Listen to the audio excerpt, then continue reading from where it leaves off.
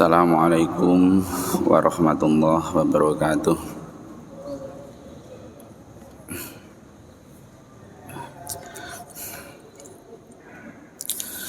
Ila hadrati Nabil Mustafa Rasulillah sallallahu alaihi wasallam wa ila ahli wa azwaji wa dzurriyyatihi.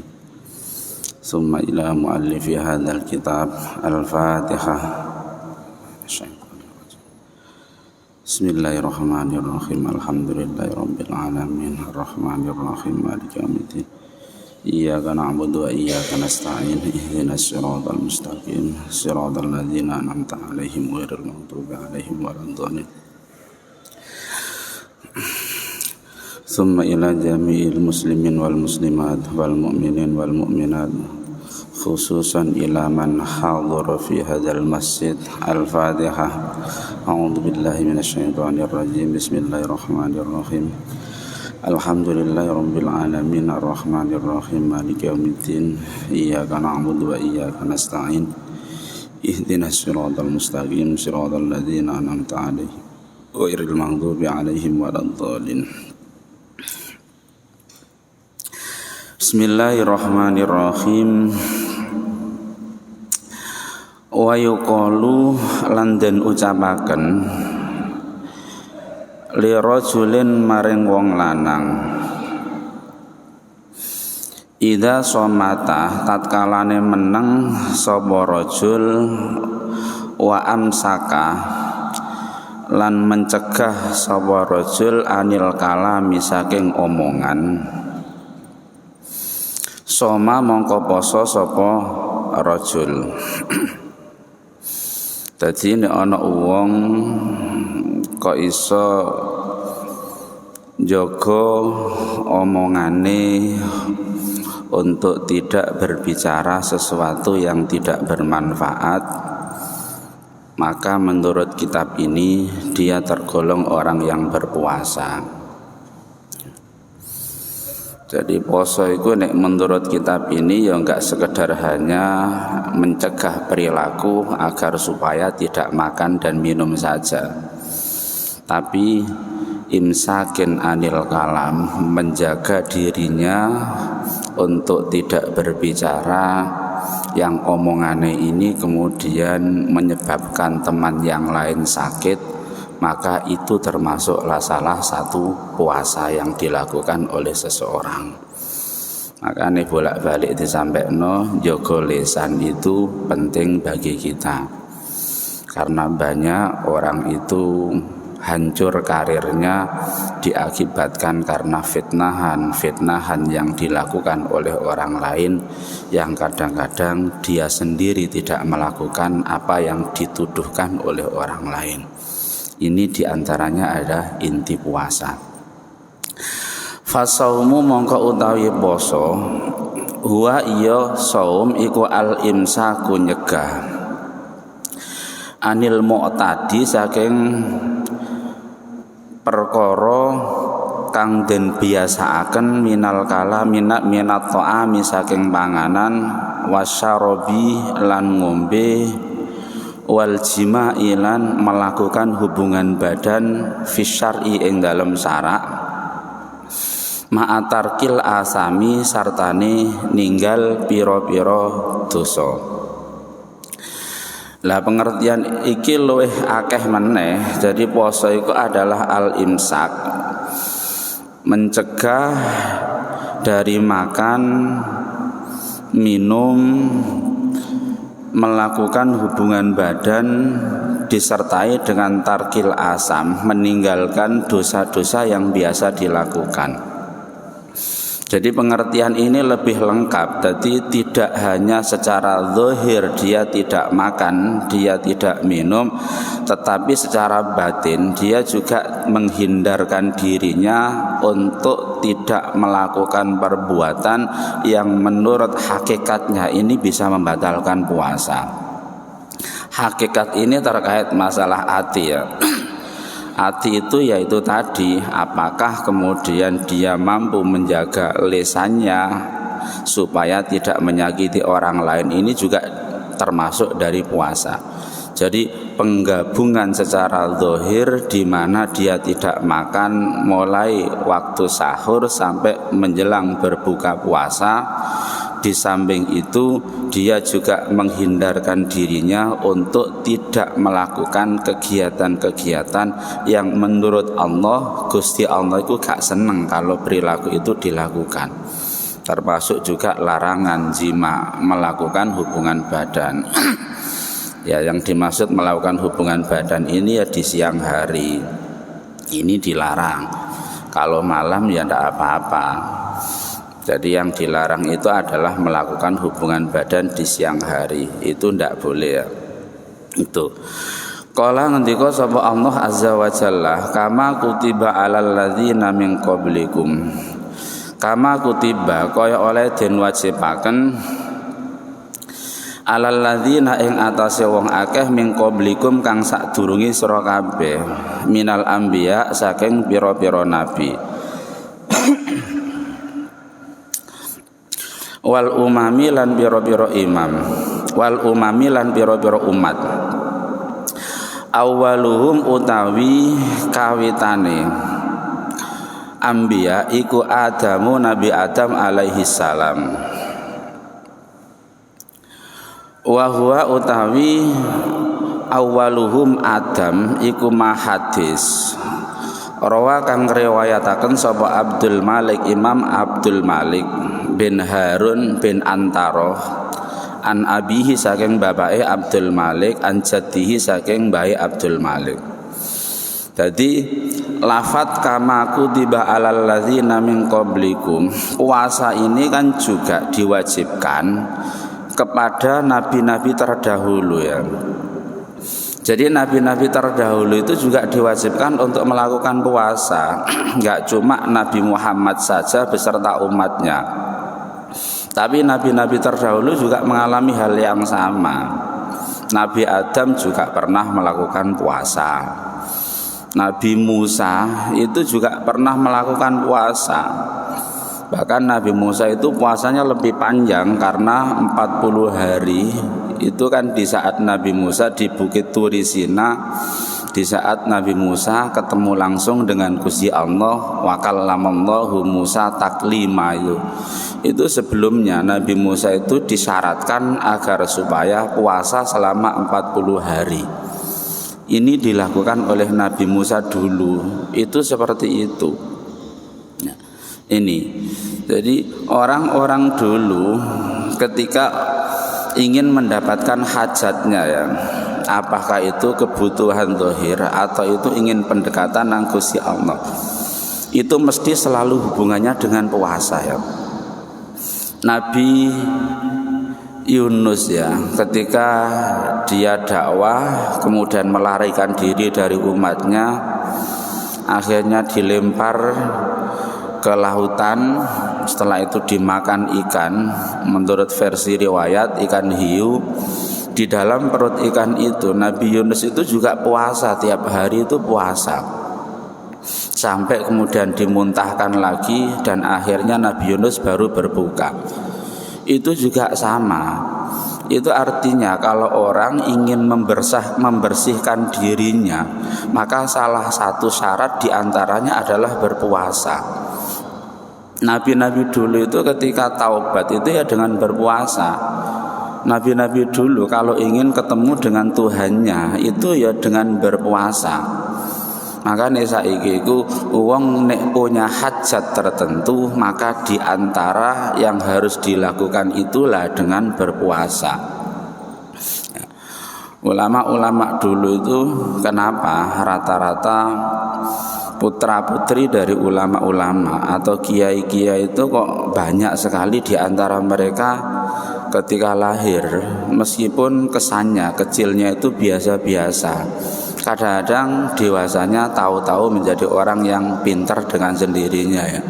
Yang ini kadang-kadang diistilahkan dengan ilmu laduni. Itu bisa jadi karena orang tuanya itu ahli tirakat, ahli puasa. Makanya kita yang ketepatan putra putri kita yang mondok di pesantren umpamanya, Maka sebagai orang tua kita wajiblah mentirakati anak kita yang lagi belajar itu, ya diusahakan seperti itu. Karena dengan tirakat yang dilakukan oleh orang tua, pasti cita-cita yang diinginkan oleh anaknya ini gampang terkabul. Terutama lagi adalah ibunya ya.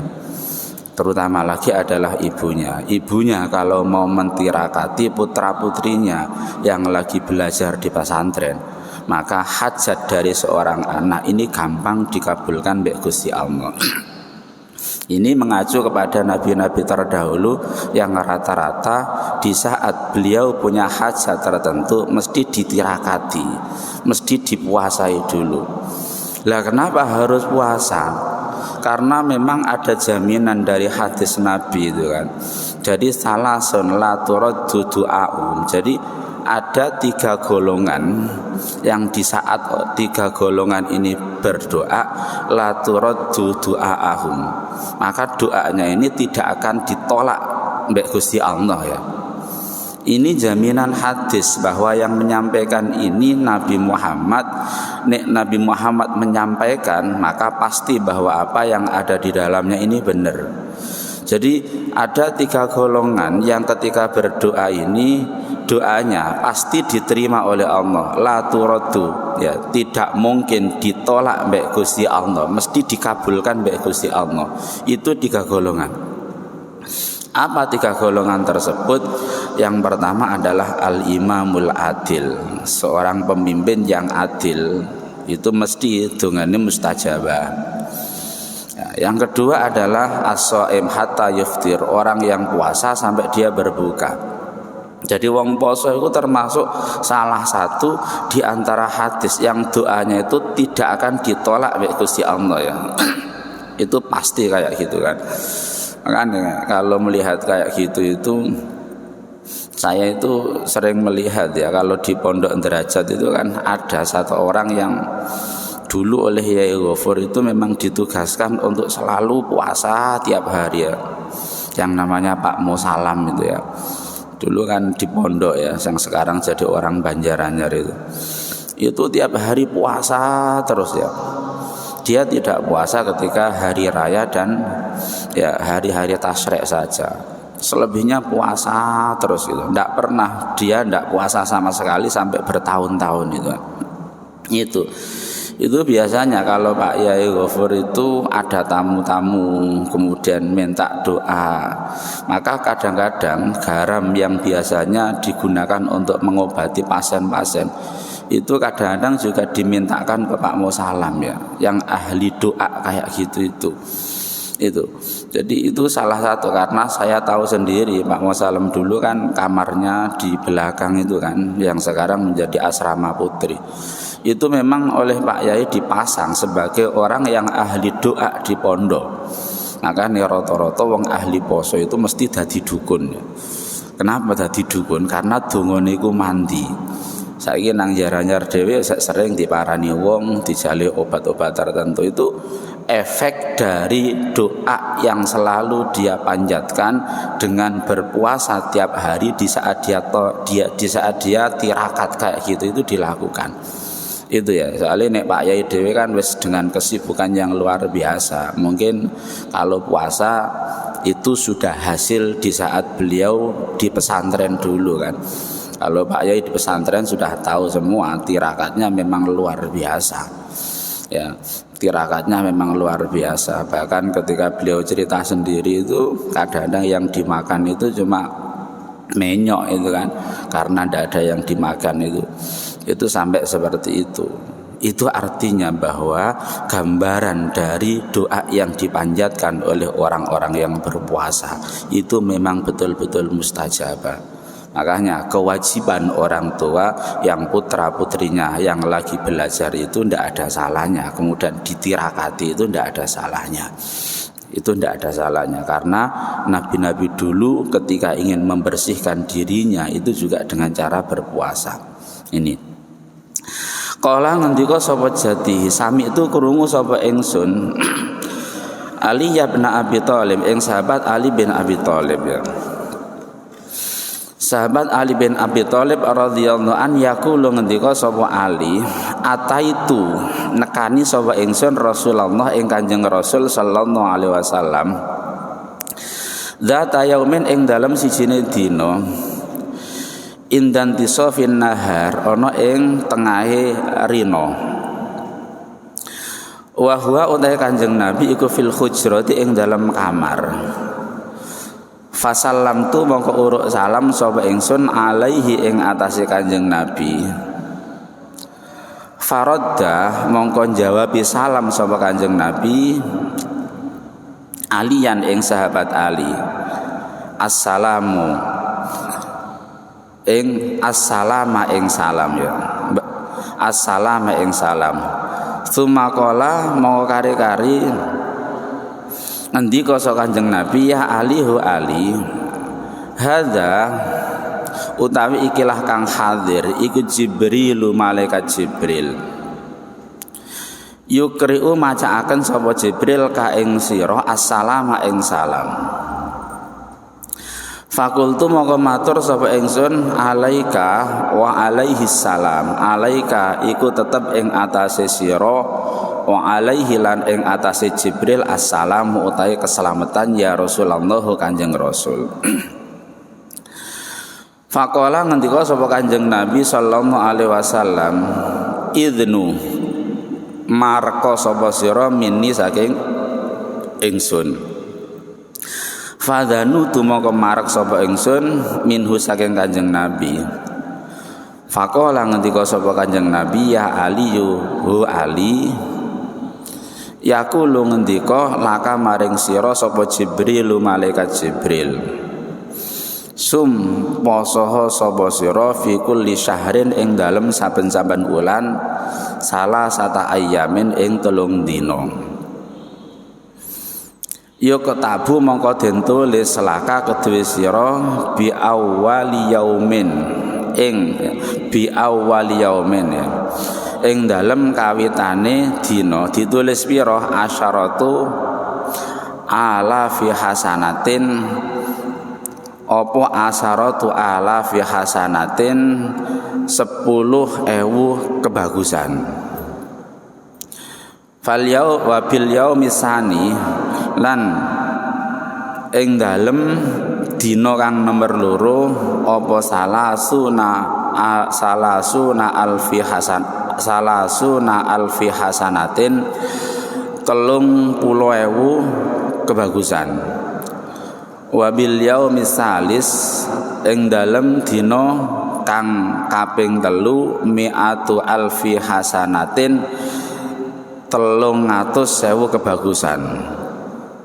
Fakultu mongko matur sapa ingsun ya Rasulullah Kanjeng Rasul, hadas sawab utawi ikilah ganjaran iku li kedue ingsun khosotan kelawan tertentu amlin nasi utawa kanggo menungso amatan kelawan umum.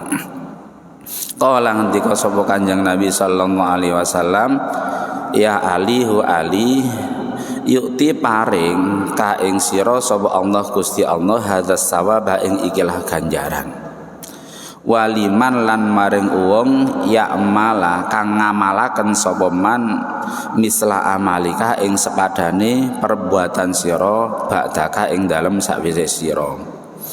Kultu mongko matur sapa ingsun ya Rasulullah Kanjeng Rasul, wa malan iku apa hiya utawi salah satu ayam. Kala ngendika sapa Kanjeng Nabi, ayyamul bid yaiku poso pada tanggal-tanggal putih. Tanggal putih itu apa maksudnya? Salisa asar rupane tanggal 13, wa rabi'a asar tanggal 14, wa khamisa asar tanggal 15. Lah ini contoh bahwa Nabi dulu itu ada yang puasanya disebut dengan ayyamul bid, puasa pada tanggal-tanggal di mana munculnya bulan purnama ini mereka berpuasa. Ini berdasarkan hadis yang diceritakan di mana sahabat Ali itu pernah datang ke rumah Nabi. Yang namanya sahabat Ali itu kan keponakan Nabi sendiri ya. Ini kemudian Nabi di saat berada di kamar, maka sahabat Ali ini kemudian uruk salam nangone Kanjeng Nabi. Akhirnya dijawab salam tersebut. Barang dijawab, akhirnya Nabi itu menyampaikan, "Hai Ali, hadza Jibril yukri'ukas salam." Jibril datang untuk memberikan salam kepada kamu Ali. Jadi ya tidak Nabi saja ya. Ada sahabat tertentu itu yang pernah dapat salam dari malaikat Jibril itu ya ada. Di antaranya ya Kanjeng Nabi ya. Sahabat Nabi yang pernah mendapatkan salam dari malaikat Jibril ini diantaranya adalah sahabat Ali. Tidak sembarang orang dapat kesempatan untuk mendapatkan salam dari malaikat itu, tidak sembarang orang. Ini hanya orang-orang pilihan saja. Di saat Nabi menyampaikan bahwa Jibril datang untuk memberikan salam kepada sahabat Ali kayak gini ini, maka apa hasil dari pembicaraan yang dilakukan Jibril ini? Jibril kemudian menyampaikan, "Ya Ali, ya, hai Ali, Jibril menyampaikan kepada kamu, puasalah kamu fi kulli syahrin, dalam tiap bulan. Berapa puasanya? Salah satu ayam, yaitu 3 hari." Jadi sahabat Ali itu pernah diperintahkan untuk puasa dalam 1 bulan itu melaksanakan puasa 3 kali. Ya. Ini adalah kebiasaan yang dilakukan oleh Nabi Adam. Makanya Nabi Adam itu juga diwajibkan untuk melaksanakan puasa. Cuma puasa Nabi Adam itu tidak seperti puasa kita yang terjadi pada bulan Ramadan selama 1 bulan penuh.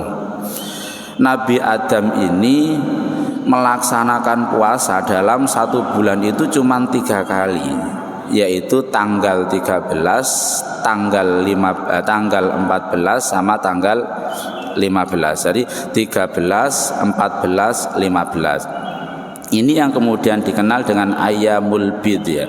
Tanggal di saat keluarnya bulan purnama. Ini adalah kebiasaan yang dilakukan oleh Nabi Adam dulu. Itu puasanya adalah puasa ini. Ya lagi-lagi Nabi Adam ini kemudian diperintahkan untuk berpuasa. Ini kan sama di saat Nabi Adam ini kemudian terlempar dari surga setelah hidup nyaman di surga sekian tahun. Di saat Allah kemudian melarang untuk memakan buah khuldi, la taqraba hadhihi syajarah, itu kan. Di saat dilarang untuk memakan buah khuldi kayak gini ini, menurut versi riwayat bahwa saat itu sebenarnya Adam itu masih kuat. Akhirnya kemudian goda istrinya kemudian meminta kepada Adam, akhirnya diturutilah keinginan yang diinginkan oleh istrinya, sehingga buah itu kemudian dipetik oleh Adam. Ketika dipetik, maka pakaian surga yang digunakan Adam ini kemudian semuanya lepas. Di saat lepas, maka kemudian Nabi Adam terlempar dari surga, kemudian dibawa ke bumi kayak gini ini, maka godong-godongan saat itulah yang kemudian digunakan untuk menutupi tubuh Nabi Adam dengan Ibu Hawa saat itu. Itu awalnya kayak gitu. Makanya taubatnya Nabi Adam ketika merasa dosa dengan Gusti Allah kayak gitu itu lama, 40 tahun ya. Itu ndonga nang Gusti Allah supaya dosa dia yang sesaat makan buah khuldi ini kemudian diampuni mbek Gusti Allah itu sampai sekian lama. Ya. Tidak seperti itu saja, hukuman dari Allah yang diberikan kepada Adam di saat melakukan dosa kayak gitu itu, Nabi Adam itu menurut versi riwayat itu dijatuhkan mbek Gusti Allah nanggone Hindia, sedangkan istrinya yang namanya Hawa ini kemudian dijatuhkan Gusti Allah di Jeddah ya. Ini meskipun banyak riwayat, ada yang mengatakan di Sofa, yang satu di Marwah, tetapi dari banyak riwayat itu yang paling kuat Nabi Adam itu kemudian diturunkan Allah itu di Hindia gitu kan. Sedangkan Ibu Hawa istrinya ini kemudian diturunkan di Jeddah. Mereka kemudian mencari sekian lama antara keduanya, sehingga pada akhirnya dipertemukan Gusti Allah antara Adam dengan Hawa ini kemudian di Arafah kan. Makanya di Arafah itu ada yang namanya Jabal Rahmah. Jabal Rahmah yang sekarang dikasih monumen, yang biasanya oleh orang yang haji atau umroh itu disempatkan untuk berkunjung di tempat itu. Itu mengenang pertemuan Adam dengan Hawa. Jabal itu artinya gunung, Rahmah itu kan kasih sayang ya. Jadi pertemuan antara Adam dan Hawa yang penuh dengan kasih sayang itu kemudian diabadikan dalam bentuk monumen ya. Itu orang yang haji itu mesti biasanya diajak ziarah ke tempat itu. Orang yang umroh juga sama, disempatkan untuk diajak ke tempat tersebut.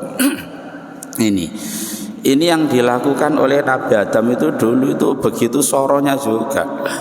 Tetapi kita kadang-kadang juga harus berpikir bahwa turunnya Nabi Adam ke bumi itu ya bukan hanya sekedar kesalahan ya. Tapi ini delok toko ayat Al-Qur'an itu ya memang sebenarnya itu memang rencana Allah sejak awal. Jadi memang Adam itu memang tempatnya di bumi, tidak di surga ya. Makanya sudah sejak awal itu kan sudah disampaikan wa idz qala rabbuka lil malaikati inni ja'ilun fil ardi khalifah. Saya mau menjadikan ya ja'ilun fil ardi khalifah ya, orang yang ada di muka bumi ini yaitu Adam untuk dijadikan khalifah. Itu memang sudah menjadi desain Gusti Allah bahwa Adam itu pada akhirnya akan ditaruh di muka bumi. Itu sejak awal sudah ada dalam Al-Qur'an. Hanya jalaran di saat Adam punya kesalahan kemudian dari surga terlempar ke muka bumi itu hanya ketepatan saja. Sakjane wis karepe Gusti Allah itu memang Adam itu mau ditaruh di muka bumi itu wis ana rencana teko Gusti Allah. Iku wis rencanane Gusti Allah. Dadi wis gak oleh lah kemudian nyalah-nyalano iki lak salahe Hawa. Umpama Hawa gak nggodho aku lah, maka aku gak kemungkinan akan turun ke muka bumi gitu. Sehingga wong kemudian nyalahno wong wedok. Oh, wong wedok itu termasuk makhluk penggoda gitu kan. Karena apa? Karena Adam itu jatuh karena ibu Hawa. Enggak usah kayak gitu. Turun Adam dan Hawa dari surga ke muka bumi itu ya memang sudah rencana Gusti Allah. Ya, ketika mau menciptakan Adam itu sudah diayatkan dalam Al-Qur'an wa idz qala rabbuka lil malaikati inni ja'ilun fil ardi khalifah itu kan. Qalu ataj'alu fiha may yufsidu fiha dan seterusnya. Apakah engkau akan menjadikan orang di muka bumi ini yang akan menumpahkan darah dan seterusnya. Itu memang grand design dari Gusti Allah. Memang sengaja Adam itu mau ditaruh di muka bumi itu sudah menjadi ketentuan dari Gusti Allah. Itu. Jadi yang perlu kita pahami di sini ini bahwa Nabi Adam itu juga sama. Nabi Adam juga puasa. Nabi Yusuf itu ketika di penjara itu juga berpuasa. Di saat Nabi Yusuf ya kemudian digoda oleh Zulaikha ya, maka kemudian ditarik bajunya sampai sobek. Yusuf dituduh berselingkuh dengan namanya Zulaikha. Maka ketika dituduh yang namanya Yusuf saat itu kemudian dipenjara.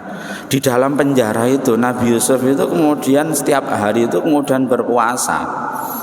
Itu puasa yang dilakukan oleh Nabi Yusuf. Baru kemudian ya dia bebas dari penjara, maka puasanya kemudian selesai. Jadi nabi-nabi dulu itu punya kewajiban puasa sebagaimana Nabi Muhammad. Itu namanya kama kutiba alal ladzina min qablikum. Itu ini juga berlaku kepada nabi-nabi yang lain. Ini kemudian berlaku pada nabi-nabi yang lain. Oleh karenanya maka monggo kita manfaatkan bulan Ramadan ini. Toh Ramadan ini datangnya cuma satu kali dalam satu tahun. Anggap sajalah Ramadan ini sebagai upaya penebus dosa kita yang kita lakukan selama 11 bulan sebelumnya. Nggak ada orang yang tidak punya dosa, itu tidak ada. Cuman atas kasih sayang Gusti Allah, Allah memberikan 1 bulan penuh kepada kita untuk diberikan kesempatan agar supaya dosa-dosa yang kita lakukan sebelumnya ini kemudian diampuni oleh Gusti Allah. Karena apa? Karena surga itu tidak mau dimasuki oleh orang-orang yang masih membawa dosa. Surga itu tidak mau ya, makanya ingin masuk surga itu mesti diumbah sik nang neraka. Karena surga itu tidak mau dimasuki oleh orang-orang yang masih membawa dosa. Salah satu yang bisa ngobong dosa itu ya puasa Ramadan kayak gini ini. Ya dikuat-kuatkan, disabar-sabari selama Ramadan ini agar supaya ibadah puasa kita bisa dilakukan dengan maksimal. Mudah-mudahan puasa kita diterima oleh Allah sehingga pada akhirnya kita digolongkan orang-orang yang akan dimasukkan ke dalam surganya. Amin ya rabbal alamin. Qala antara wallahu a'lam bissawab. Assalamualaikum warahmatullahi wabarakatuh.